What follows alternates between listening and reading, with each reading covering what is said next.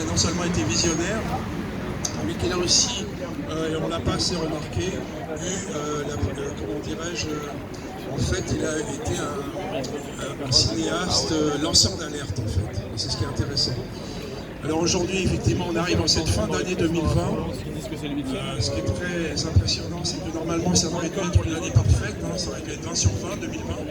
Mais en fait, ce qui s'est passé, c'est qu'effectivement, on a vu depuis la période janvier Buzyn jusqu'à décembre Véran, il ne s'est pas passé une semaine sans qu'il y ait une succession soit de mensonges d'État, je ne vous refais pas l'épisode du masque qui était d'abord inutile et ensuite devenu complètement indispensable, voire pénalisé par une amende de 135 €. Et ensuite, nous avons effectivement eu toute une série avec une alternance de périodes, une séquence confinement, déconfinement, couvre-feu et toute une série de clauses liberticides en fait. Donc par rapport à ça, moi je voulais intervenir aussi sur le milieu culturel. Effectivement, parmi les nombreux secteurs qui sont impactés par cette coronafolie, il y a aussi le secteur culturel.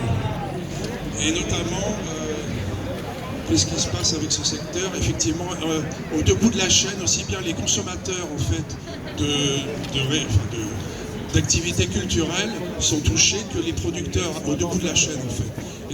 Les consommateurs en fait comme nous, en cette fin d'année qui est normalement, traditionnellement une période festive où on aime se retrouver entre amis et avec sa famille pour des sorties, cinéma, théâtre, concert ou autres spectacles, évidemment il y a une pénalisation là en fait, une impossibilité de vivre une vie normale, une vie conviviale, une vie de sortie, une vie de loisirs et une vie qui correspond à un certain art de vivre français. À l'autre bout de la chaîne, il y a une autre catégorie qui souffre aussi, qui sont en fait toute la catégorie des intermittents qui sont en rupture de contrat, qui ont une baisse d'activité.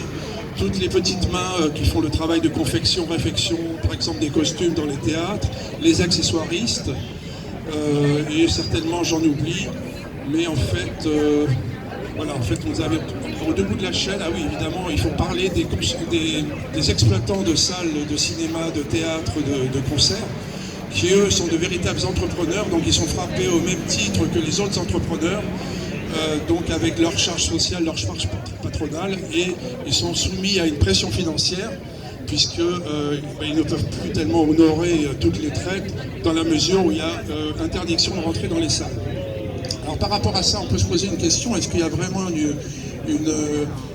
obligation sanitaire? Est-ce que la logique sanitaire derrière ça n'est pas un peu suspecte? Puisque quelque part, en fait, on peut se demander pourquoi finalement on autorise des milliers de Parisiens à voyager quotidiennement et s'entasser dans les transports en commun, pendant que dans le même temps on interdit l'accès à des salles de spectacle, alors que les exploitants de salles de spectacle ont fait le nécessaire et ont fait les gros efforts pour justement isoler les strapontins et assurer une distanciation. Donc là, il y a vraiment quelque chose d'incompréhensible. On peut se demander réellement si la logique est sanitaire ou si ce n'est pas une logique d'extinction de la vie culturelle.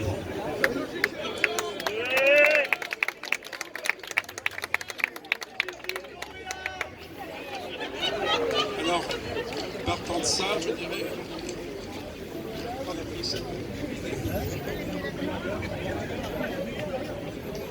Alors par rapport à ça, effectivement, il ne faut peut-être pas tellement s'étonner, puisque finalement vous avez un président qui n'est pas un fervent défenseur de la culture française. Je ne peux pas m'empêcher de rappeler une séquence où le président Macron s'est rendu pendant sa période électorale de 2017, en février 2017 à Londres, dans laquelle il a déclaré sans sourciller qu'il n'y avait pas de culture française. Je croyais que nous étions le pays de Rabelais, de Montaigne, de Molière, de La Fontaine, de Voltaire, de Rousseau et de Victor Hugo, mais je ne pensais pas qu'il n'y avait pas de culture française. Vous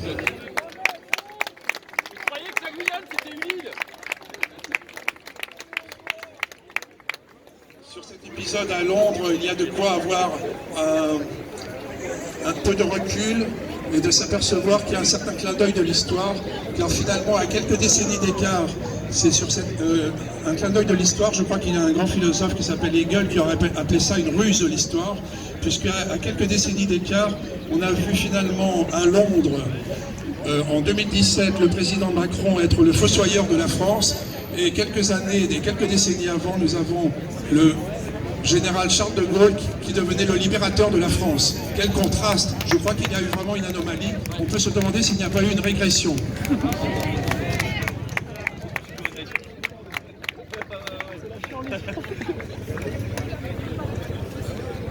Par rapport à ça, je veux à tout prix souligner qu'il n'a pas été seul, Charles de Gaulle, dans cette période. Il y a eu une éminente philosophe révolutionnaire à laquelle je voudrais vraiment rendre hommage ce soir, qui est Simone Veil, avec un W, celle qui est née en 1909.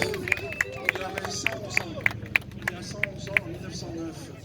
Et donc, cette personne a rejoint de Gaulle, et je pense qu'elle a été assez considérée par le général pour que ce soit lui-même qui fasse appel à un de ses lieutenants et qui fasse demander un rapport pour établir les possibilités de redressement de la France. Albert Camus a dit lui-même sur cette personne, Simone Veil, qu'elle avait fait un travail extraordinaire parce qu'il répondait exactement à la requête du général de Gaulle. Et en plus que c'était exactement une bonne définition qui avait été faite sur la civilisation du XXe siècle. Je termine bientôt, je voudrais donner simplement, cette personne a écrit un livre fondamental qui s'appelle L'Enracinement. La première partie sur les besoins de l'âme, et notamment le premier besoin qu'elle a évoqué, et nous on peut dire qu'aujourd'hui en 2020 on a été vraiment pris à mal avec les besoins fondamentaux que sont le besoin de liberté, le besoin de sécurité, le besoin de vérité. Et je voudrais juste vous dire les premières lignes, et j'en aurai très bientôt, sur le besoin de vérité. Le besoin de vérité est plus sacré qu'aucun autre.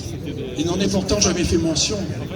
On a peur de lire quand on s'est une fois rendu compte de la quantité et de l'énormité des faussetés matérielles et c'est sans honte, même dans les livres des auteurs les plus réputés. On lit alors comme on boit l'eau d'un puits douteux.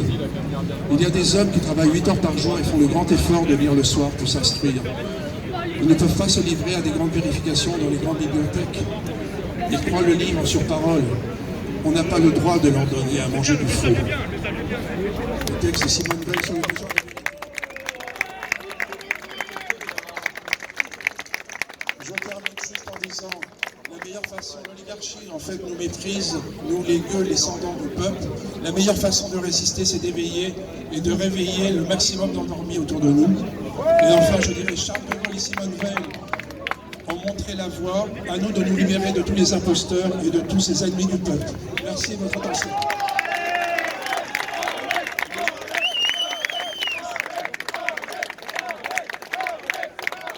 Merci Alex, par ailleurs réalisateur notamment de documentaires. Alors j'appelle, ah oui, je voulais faire